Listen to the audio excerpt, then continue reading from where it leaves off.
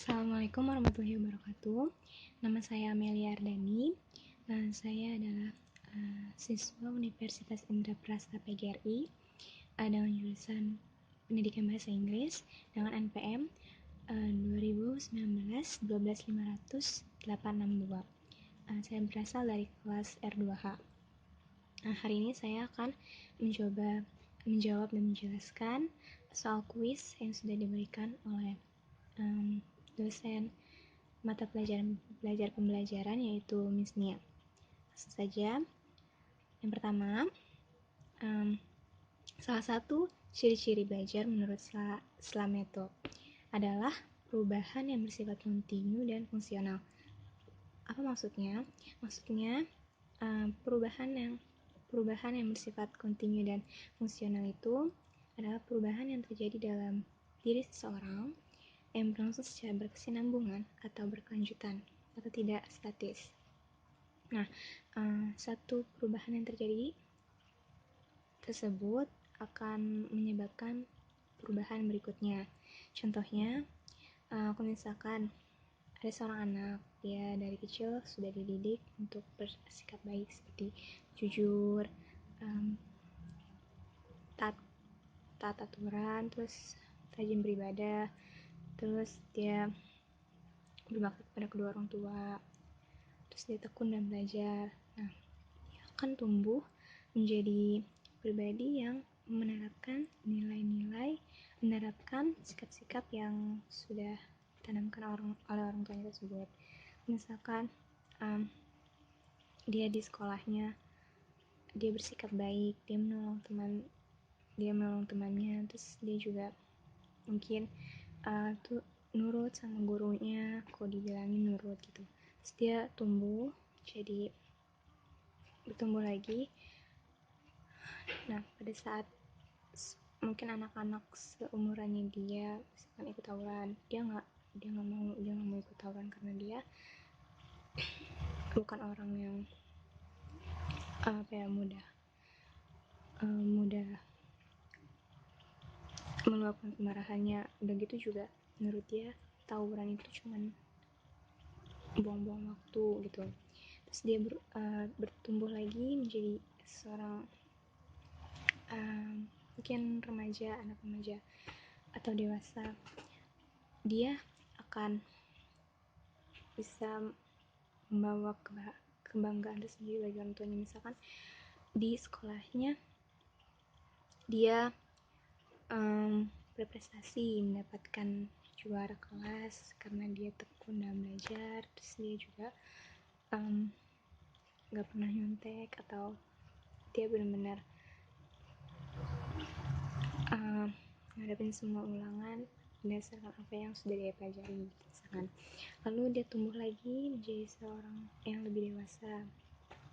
Misalkan dia lulus dalam sekolahnya, begitu dia diterima kerja di kantor atau perusahaan yang besar, lalu dia bisa menghasilkan uang dan membanggakan kedua orang tuanya gitu. Lalu dia tumbuh lagi menjadi seorang yang lebih dewasa lagi. Mungkin dia akan tumbuh menjadi orang tua. Lalu dia akan kembali menanamkan sikap terpuji yang dulu pernah orang tuanya tanamkan kepada dia tanamkan lagi kepada anak-anaknya gitu. Begitu seterusnya. Nanti kemudian anak-anaknya menjadi orang tua lagi, menanamkan sikap terpuji tersebut kepada anaknya lagi, selanjutnya seperti itu. Lalu yang kedua ada pembelajaran membutuhkan langkah-langkah pelaksanaan. Yang pertama itu mengamati.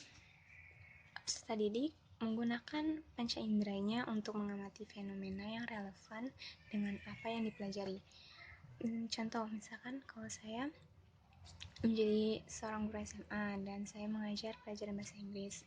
Nah, saya akan menggunakan metode mengajar dengan cara memperlihatkan atau menontonkan video animasi anak-anak untuk belajar di kelas saya misalkan. Lalu yang kedua ada menanya. Peserta didik merumuskan pertanyaan tentang informasi yang tidak dipahaminya. Contohnya, setelah saya putarkan video animasi tersebut, satu atau dua orang anak atau bahkan mungkin seluruh anak yang tadinya menonton akan penasaran, lalu dia aktif dan juga bertanya, dan kemudian bertanya seputar yang dia lihat berdasarkan materi, karena dia penasaran gitu, ini maksudnya apa, jadi dia langsung bertanya. Lalu yang nomor 3 ada mengumpulkan informasi. Peserta didik mengumpulkan data melalui berbagai teknik, misalnya kayak bereksperimen, mengamati aktivitas, terus wawancara dengan narasumber dan sebagainya. Nah, contohnya itu dengan diputarnya video animasi tadi. Nah, seorang murid akan bukan hanya melihat tontonan animasi saja, tapi mereka juga otomatis kayak belajar juga tentang yang diputarkan, juga menyampaikan banyak sekali informasi, dan juga itu akan otomatis membuat siswa-siswa yang penasaran tersebut mencatatnya atau mengumpulkan informasi dari video tersebut. Lalu yang keempat ada menalar atau mengasosiasi. Peserta didik mengolah informasi yang sudah dikumpulkan. Lalu yang kelima, mengkomunikasikan. Peserta didik menyampaikan simpulan hasil catatannya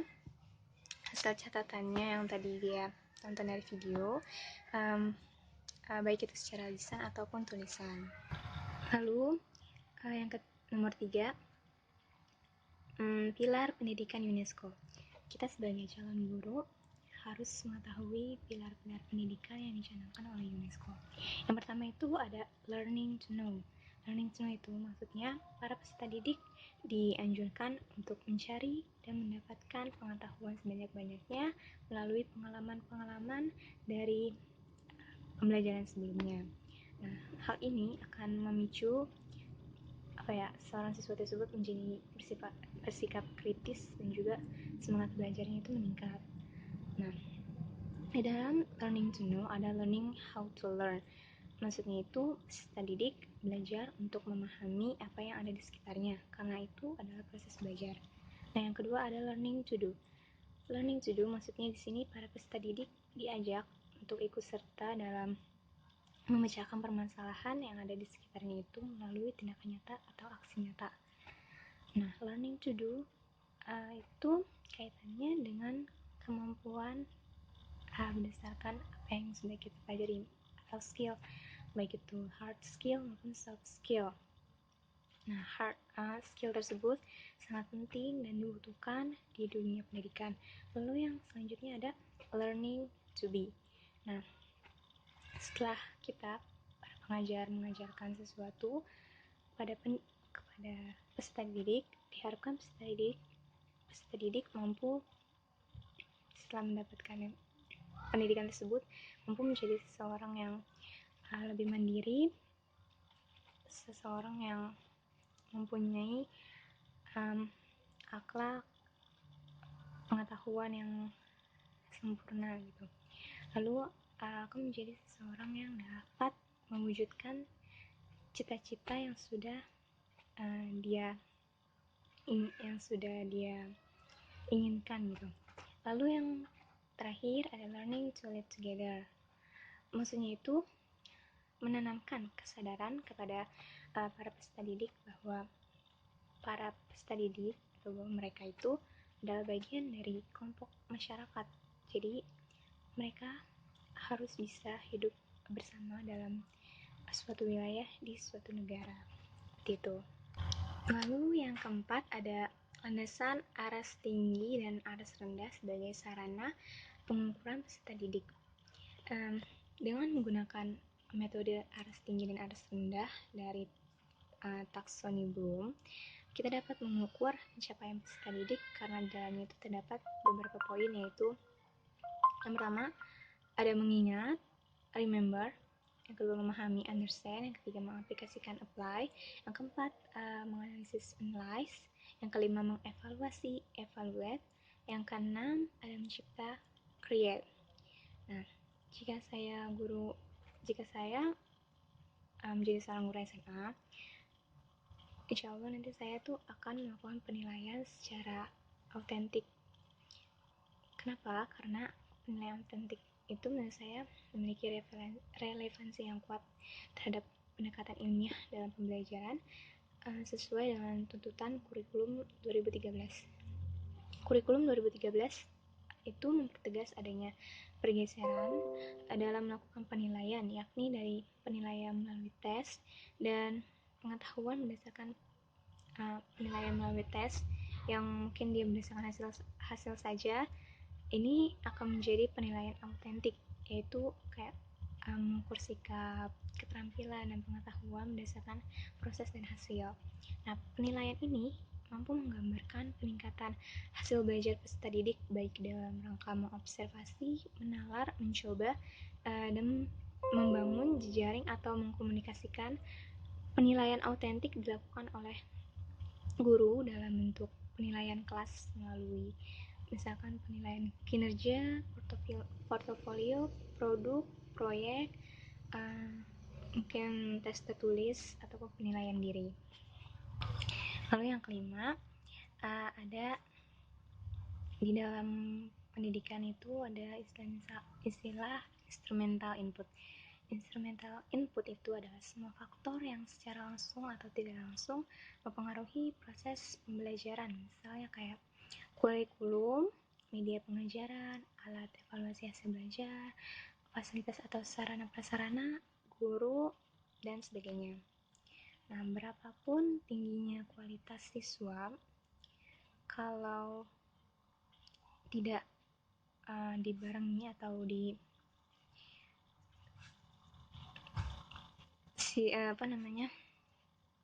dibarengi sama kurikulum yang tepat, alat evaluasi hasil belajar yang valid, kualitas guru dan komitmennya yang baik dan sebagainya, tentu akan mempersulit, tentu jalannya tuh akan sulit untuk mewujudkan tercapainya suatu pendidikan yang tinggi.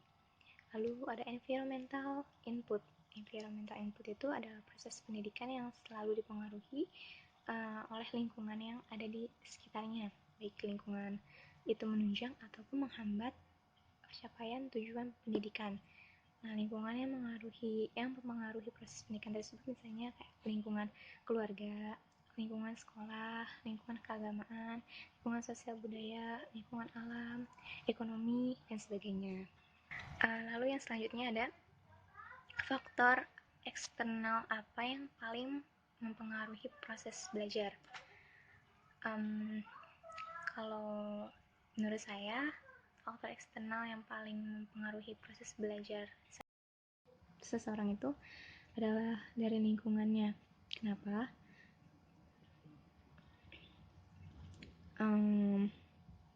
Karena mungkin seorang siswa belajar pertama kali, menerima pendidikan pertama kali itu dari lingkungan keluarga. Nah, misalnya dari lingkungan keluarga, misalnya orang tuanya itu bekerja terus tanpa memikirkan anaknya, kayak ayah dan ibunya setiap hari bekerja, sementara anaknya tersebut itu dititipkan oleh babysitter atau asisten rumah tangga. Yang asisten rumah tangga atau babysitter itu kan cuman ngurus sama ngerawat dia ya, dan jarang banget asisten rumah tangga juga ngasih pendidikan ke dia.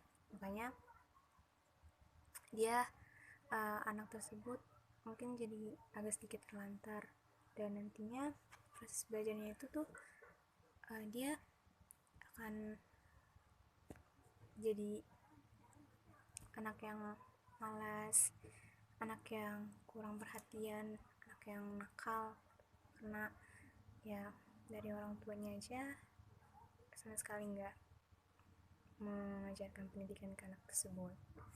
Lalu ada juga yang lebih sering tuh lingkungan temannya. Nah, ini misalnya keluarganya itu mapan, terus orang tuanya juga utuh, orang tuanya sayang sama anaknya, tapi dari lingkungan temannya dia malah jadi kayak benar-benar berubah karena dia mendapatkan teman yang mungkin kurang baik gitu. Karena menurut saya seorang anak kan lebih cepat belajar dari temannya sendiri daripada dari guru ataupun orang tua. Jadi lingkungan dari temannya itu juga sangat mempengaruhi. Lalu selanjutnya gaya belajar apa yang paling cocok untuk masing-masing. Nah, kalau saya gaya belajar yang cocok sama saya itu gaya belajar visual. Atas ketidaknyamanannya, saya akan melanjutkan kenapa gaya belajar visual. Karena kalau saya pribadi, saya itu cara belajarnya lebih masuk ketika saya menonton video, melihat suatu tayangan, dan juga dari guru tersebut secara langsung menjelaskan kepada saya gitu. Dan dari sana saya ada pengalaman menarik. Lebih tepatnya saya waktu itu kelas 11 SMK, kelas 2 SMK ya. Pelajaran sejarah yang mengajar namanya Bapak Joko. Nah, Pak Joko ini punya metode mengajarnya unik, yaitu dengan menampilkan video, menampilkan film gitu. Waktu itu beliau menampilkan film G30 SPKI. Waktu itu saya emang udah tahu cerita G30 SPKI tersebut dari guru-guru sejarah sebelumnya, tapi belum pernah melihat filmnya. Nah, kebetulan Pak Joko ini menampilkan pertama kali di kelas waktu itu. Nah, sejak saat itu, oh jadi begini kejadian nyata pada waktu G30 SPKI. Nah, pada saat itu juga, jadi saya berpikir, wah, gara-gara Pak Joko, cara ngajarnya kayak gitu masuk terus ke otak saya, terus saya jadi kayak, wah, sejarah seru juga ya. Jadi sejarah merupakan salah satu pelajaran favorit saya sampai sekarang gara-gara Pak Joko. Bukan berarti tapi sebelum-sebelumnya saya nggak suka sejarah. Cuman belajar sih belajar, tapi nggak se-enjoy pada saat Pak Joko nerangin. Lalu selanjutnya ada pendekatan belajar apa yang paling cocok pada saat pembelajaran jarak jauh saat ini. Kalau menurut saya, pembelajaran yang paling cocok itu adalah pendekatan belajar secara kontekstual atau CTL, Contextual Teaching and Learning. Kenapa? Karena di dalam pendekatan belajar kontekstual tersebut saling mengaitkan antara materi yang diberikan oleh guru dengan situasi yang terjadi di dunia nyata. Seperti kita, misalkan kita dikasih materi oleh guru, lalu kita disuruh cari contoh nyatanya atau kasus nyatanya dalam kehidupan. Nah, kita bukan hanya sekedar mencari, tapi kita juga seperti belajar dan belajar dari kasus yang kita ambil tersebut. Nah, cara pembelajarannya itu melalui online atau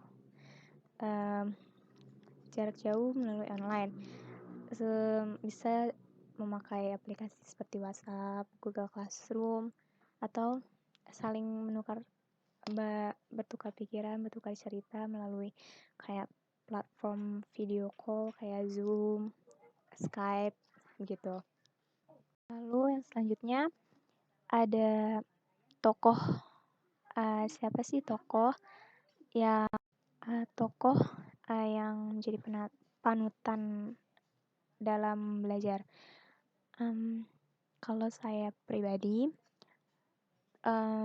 saya mengagumi tokoh bukan tokoh terkenal seperti Albert Einstein atau tokoh-tokoh pendidikan lainnya, tapi saya mengagumi suatu karakter film, yaitu Hermione Granger dari film Harry Potter. Kenapa? Saya merasa kagum aja. Soalnya di dalam film tersebut, Hermione Granger itu diceritakan hanyalah seorang muggle atau manusia biasa. Lalu dia ingin bersekolah di Hogwarts, sekolah terbesar di dunia wizard di film Harry Potter tersebut. Nah, dia nggak Hermione Granger pada saat sekolah di Hogwarts itu nggak selalu menemukan kemulusan gitu. Dia selalu kayak sama wizard asli yang dari daerah Hogwartsnya itu selalu sindir, dikucilkan kayak manusia biasa. Emangnya bisa jadi kayak penyihir wizard hebat di Hogwarts gitu. Nah, tapi Hermione Granger itu nggak peduliin kata orang-orang tersebut gitu. Nah, kemudian sudah ada dari tahun ke tahun dia belajar di Hogwarts. Kemudian akhirnya karena ketekunannya dan tekadnya yang sangat besar dalam belajar, juga kerja kerasnya yang sangat besar dalam belajar, dia bisa menjadi seorang muggle yang hebat di dunia wizard. Muggle sekaligus wizard yang hebat di dunia di Hogwarts pada saat itu, bahkan menjadi salah satu orang penting di Hogwarts. Nah, sini bisa saya ambil manfaatnya itu soalnya dia itu kayak gak peduli kita berasal dari kalangan mana, mungkin kita berasal dari kalangan rendah atau orang yang kurang mampu, tapi kita mau belajar dan menempuh pendidikan yang tinggi di sekolah atau di suatu lembaga pendidikan yang sangat favorit gitu. Kalau kita punya tekad dan kerja keras yang kuat untuk mencapai cita-cita di sekolah tersebut, kenapa enggak? Karena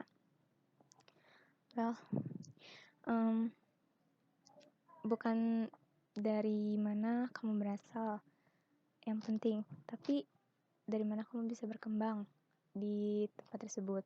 Seperti Hermione Granger, akhirnya mungkin orang-orang yang ngucilin dia tadinya sekarang udah jarang lagi, soalnya dia kayak udah terkenalnya menjadi penyihir hebat gitu, bukan seorang maga lagi gitu.